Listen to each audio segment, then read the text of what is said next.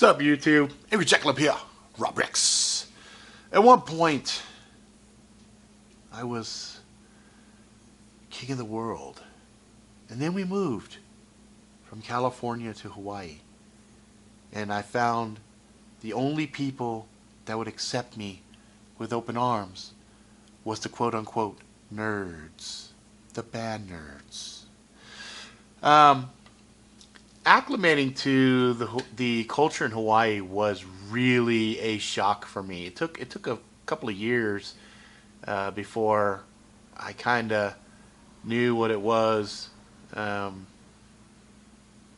be a local.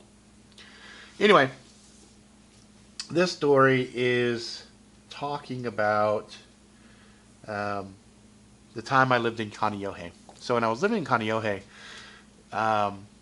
I spent a lot of time on the computer playing games. And I know that sounds completely normal, but at that time, that was the geekiest, nerdiest fucking thing you could possibly be doing. Okay? You weren't motherfuckers sitting around in front of computers or games or anything at that time. You were out running around chasing girls, playing games, playing sports, things of that nature. You did not sit in front of a little screen. But I did, because I had no real friends at that particular time. We had just moved, and I was playing a bunch of games from Infocom. They had games like let's see, Zork, and I can't remember the names, but they were a bunch of these kind of text-based games. And I also discovered the book clubs, the fantasy book clubs. You buy 5 books for a penny, and then for the next year, you're obligated to buy 5 more books or some shit like that. And I fucking gamed the shit out of it. I fucking signed up like 5 times, for the penny, whatever. I had tons and tons of books. So I was reading. I had a voracious appetite for reading at that time. Because I wasn't doing it. I had no fucking friends. So it was the games and reading. And so it was at that time that I learned about Roger Zelazny's Nine Princes in Amber, Michael Moorcock's Elric Saga, let's see, Fred Saberhagen's, what was it? Fred Saberhagen's Book of Swords. I think that was his stuff. And then there was Alan Dean Foster's Spellsinger. A lot of really, really, really good sci-fi fantasy stuff at that time, and I was loving it. But I was just telling my kids the other day just how spoiled motherfuckers are today.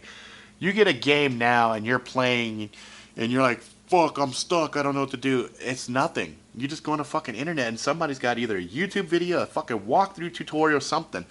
When I was at that age, I had to send off for a cheat guide, and they were these little booklets.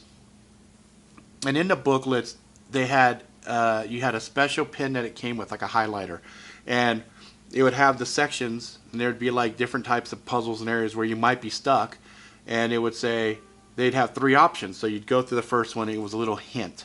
Go through the second was a more detailed hint, and third is like, this is how you fucking do it, okay? And I remember, man, I was playing this game, I got stuck, and I just couldn't progress any further, and I was losing my fucking mind. I sent off for this fucking thing, and I waited, and I waited, and I waited, and it seemed like eternity. And finally that shit showed up, and I was able to beat the game. But I tell you, man, I think back to then compared to now, man, you guys have it fucking made. If you're a youngster right now and you grew up with the internet, you have no concept of the struggles that all of us old timers had. Whether it be studying for a test, prepping for it, or researching something, or finding simple hints for a game.